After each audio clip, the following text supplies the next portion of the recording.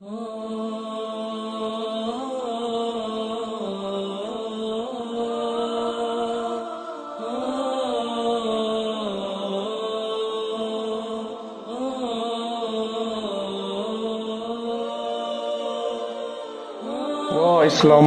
رسول الله صلی الله علیه و سلم در حدیث می‌فرمایند نزدیک است که ملت‌ها از هر سو علیه شما برخیزند همانطور که غذاخوران به سوی غذاهایشان هجوم می‌برند. اصحاب عرض کردند آیا به خاطر این که تعدادمان در آن روز کم است چنین حال روزی خواهیم داشت؟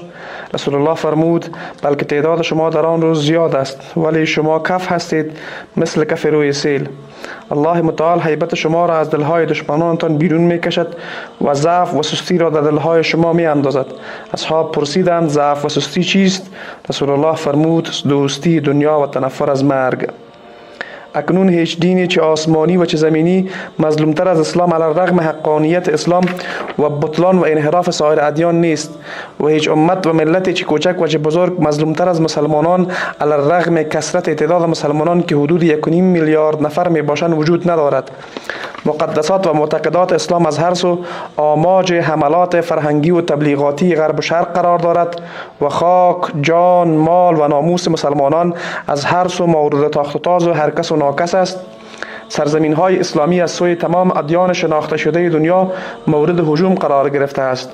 فلسطین و لبنان از سوی اسرائیل یعنی یهودیت، کشمیر از سوی هند یعنی هندویزم و بوداییزم، اراکان از طرف برما یعنی بوداییزم، ترکستان از طرف چین یعنی کنفوسیوس، بوسنی از سوی سربستان یعنی مسیحیت ارتدوکس، چچن از جانب روسیه یعنی مسیحیت ارتدوکس، امریکا که هم که ادعای خدایی می کند و با هم پیمانانش یا بدون آنها یعنی مسیحیت کاتولیک و پروتستان به سومال، سودان، افغانستان، عراق و هر کشور دیگری که بخواهد حمله می کند.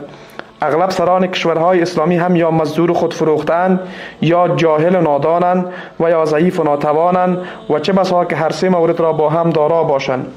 و اسلاما اینک اسلام در تمام دنیا غریب و مظلوم است و در تمام جهان برای نابودی آن نقشه می‌کشند، ولی با وجود این اسلام هرگز نمی‌میرد، چون اسلام نور الله در زمین و آخرین پیام الهی است که توسط آخرین پیام آور ابلاغ شده است و بعد از آن نه پیامی وجود دارد و نه پیامبری و الله خود دینش را توسط افراد و ملل برگزیده حفاظت می‌کند. ای مسلمانان بیایید همه با هم به اسلام برگردیم و با غریبه های سعادتمند در عصر غربت دین با برادران رسول الله در 14 قرن پس از او و با مجاهدان دانا و توانای راه الله در عصر رونق راههای طاغوت همراه شویم تا عزت و افتخار خودمان را به دست بیاوریم.